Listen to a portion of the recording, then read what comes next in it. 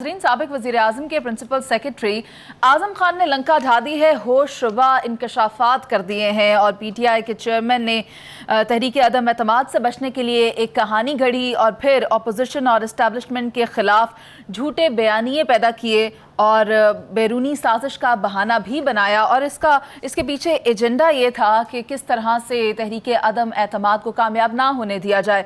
इसके अलावा आज के प्रोग्राम में हम बात करेंगे IMF के साथ जो मामलात हैं, IMF मुआहिदे की तफसीलात सामने आ चुकी हैं, हर तरह से महंगाई होने जा रही है, अशियाए ज़रूरिया महंगी होने जा रही हैं, क्या क्या सख्ती और आवाम को फेस करना होगी और केयर टेकर सेटअप इस पूरी सूरत हाल में रिलीफ किस तरह से दे पाएगा, इस पर बात करेंगे। पैनल में मेरे साथ जावेद इकबाल साहब, पीजे मीर सर और नवीद चौधरी साहब मौजूद हैं। तो सबसे पहले पीजे सर आपसे पूछना चाहूँगी, 27 मार्च 2022 को जो कहानी शुरू हुई थी साइफर की, झूठे बयानिए की, उसके बाद आज की तारीख में हम कहाँ खड़े हैं?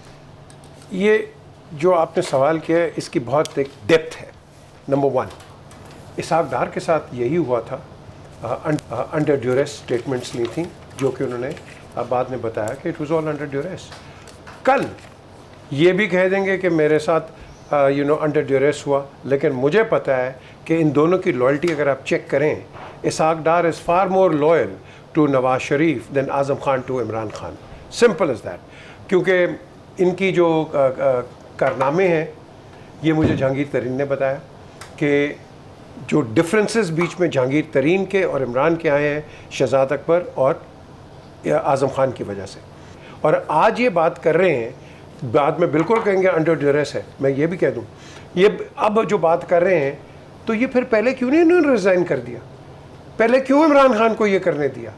आप प्रिंसिपल सेक्रेटरी हैं खुदा के लिए, तो आप आज अप्रूवर बन रहे हैं अपनी जान बचाने के लिए या खान को दबाने के लिए? सो द क्वेश्चन है राइजेस, इसके दो पहलू जो आपने सवाल किया है। अंडर ड्यूरेस ये बाद में सब प्ली लेंगे, लेकिन मैं इसमें इसहाक डार को बहुत ऊपर रखता हूँ क्योंकि इसहाक डार मेरी नज़र में बहुत एक लॉयल आदमी है as far as PMLN is concern.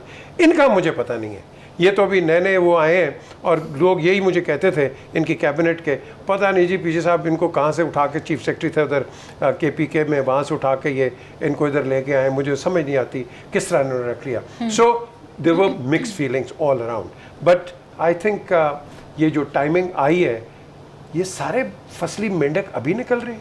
यही आपने इसके साथ किया, जरदारी के साथ आपने किया, यही आपने नवाज शरीफ के साथ किया और आज आपके सामने ये है। तो ये जो हम ये करते हैं ना, ये सियासत और ये एक दूसरे को इतना गंदा कर देते हैं। मुझे शर्म आती थी कि जब नवाज शरीफ पे ये हर्फ इस्तेमाल किया करते थे या जरदारी पे, मुझे शर्म आती थी यार, यही रह गए लोग। आज वो कहते हैं what goes around comes around, आज इन पे आ गई ये चीज़।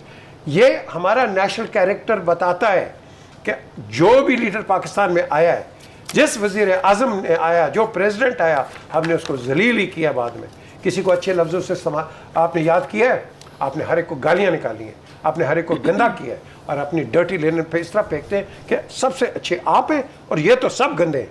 ये आइंदा भी आगे यही होगा और ये होता रहेगा। क्यों? हमने अपने नेशनल कैरेक्टर को ठीक ही नहीं किया। अच्छा। या ठीक करने की हम मुनीज़ कोशिश भी नहीं करते। लेकिन इन सारी बातों के बीच में एक अच्छी बात है कि फिर जो पाकिस्तान तहरीक इंसाफ के चेयरमैन साहब हैं, उन्होंने एटलीस्ट चलो माफ़ी तो मांग ली। पीजे सर, जो पिछला केस था आपको भी पता, खातून जज वाला, उसमें उन्होंने माफ़ी मांग लिया, लेकिन दूसरी तरफ राना सनाउल्लाह साहब एक और बात कर रहे हैं कि बड़े बड़े मुल्क के खिलाफ साजिशें करने वाले लोग जो हैं वो एतराफ़ जुर्म कर रहे हैं। How do you see it? I think everything is going in right direction now. Rana sahab must learn history, political history. ये हमने हर लीडरशिप के लिए कहा है कि उन्होंने ये कर दिया, एक दूसरे को तो सिक्योरिटी रिस्क भी हमने कह दिया हुआ है, तो लेट्स नॉट फॉरगेट दैट। तो आज जो नई बात हो रही है, ये जो बात हो रही है, नई नहीं है, पुरानी बात है, सिर्फ इसको आपने रीपैकेज करके किया है। अब जो बंदा आगे निकल रहा है वो रिसाइकल होकर, रिकंडीशन होकर, आगे बात काट रहा हूँ, जो केस होता है ना, वो केस होता है। सिखों की लिस्टें गई थी, ठीक है, आप आज इनका जो मर्जी कर दे। खुद बेनजीर साहब ने बाद में BBC को इंटरव्यू दिया था, उसमें कहा था हमने सिखों के मामले पर इंडिया की मदद किए हैं, वो भी गई थी। अब वो एस्टैब्लिशमेंट की मर्जी से गई थी। जी सर। देखें, हमारी जो पॉलिटिकल हिस्ट्री बड़ी ख़राब है। मैं यहाँ बैठ के एज एन एनालिस्ट मैं उसको कहता हूँ नवाज शरीफ गिल्टी है, चेयरमैन तहरीक इंसाफ गिल्टी है, आसिफ जरदारी गिल्टी है। Who am I? Let the courts decide. ہم جو اپنے بڑے فرم اوپینینز دے دیتے ہیں انفارچونیٹلی یہ ایک مس ریپرزینٹ کرتے ہیں کمپلیٹ ڈیسپورا کو کہ آپ کا جج jury defence offence and the prosecution is all on television. No, it cannot be, it should not be until and unless ہمارے پاس complete proof نہ ہو. Yes, allegations ہوتے ہیں, allegations have to be taken to the court. اب ہم نے court کو بھی خراب کر دیا کہ بیکاز ہم کورٹ کو کہتے ہیں oh I want this and I want that. By who am I? Let the courts decide. ہم بات کرتے ہیں پرانے جنرلز کی بات کرتے ہیں, آپ نے کس جنرل کو چھوڑا ہے؟ لیکن پی جے میر سر آپ کو کیا لگتا ہے سختیاں تو بڑھ رہی ہیں تو کس طرح جو کیئر ٹیکر سیٹ اپ ہے وہ لوگوں کو ریلیف فراہم کر سکے گا, آپ کو کیا لگتا ہے؟ دیکھیں جب آپ پار کے باہر ہوتے ہیں تو سب کو وہ کہتے ہیں نا لالی پاپس دینے کا مزہ آتا ہے سب کو, ایوری بڈی. میں نے فارمر پرائم منسٹر کو پی ایم ہاؤس میں جا کے کہا, میں کہا یار اب آپ کے پاس ایک رسپانسبلٹی ہے, you have to deliver. Exact words, وہ تجھے پتہ نہیں ہے کہ میں اب اندر آیا ہوں تو یہاں تو ایک اور مافیا بیٹھا ہوا ہے, یہاں تو کارٹلز اندر بیٹھے ہوئے ہیں, میں آپ کو فیکچوئل بتا رہا ہوں پرائم منسٹر ہاؤس کے اندر. تو میں نے کہا دین گیٹ ریڈ آف دیم. کہتے کیسے؟ کہتے ادھر کرو تو ادھر سے نیوز, ادھر سے کرو ادھر سے نیوز. دا کوشچن از یہ ہر ایک کے ساتھ, اور ان کی اپنی خبر نہیں آتی. نہیں جی وہ ہر ایک کی آتی ہے. ایک فکر بتا دوں, ابھی کنفرم رپورٹ ہے شائع شدہ چینی کی سمگلنگ بھی اس وقت ہو رہی ہے, آٹے کی سمگلنگ بھی ہو رہی ہے, کارٹلز کر رہے ہیں ضرورت نہیں, سیمنٹ کی ڈالر اور ڈالر کی مینوپولیشن بھی شروع ہو. اب آپ دیکھیں یہ جو بات کر رہے ہیں, اب آپ اس پہ دیکھیں آپ کا 2022 میں 12.1% تھا, اس کے بعد آپ کا کتنا ہے 29.1% in 23, پروجیکٹڈ کیا 25.6%. اب یہ اگر آپ کے فگرز آ رہے ہیں تو دیٹ مینس کہ آپ اور میں جس طرح یہ کہہ رہے ہیں پھر تو ہم تو ٹیکس ہی دیتے رہیں گے. ہم کیا کریں گے, ہم تو ٹیکسیشن کے اندر پھنس جائیں گے.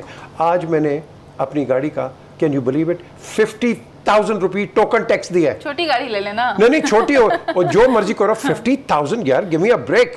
دنیا کے اندر اتنا بڑا ٹیکس نہیں ہوتا ہے.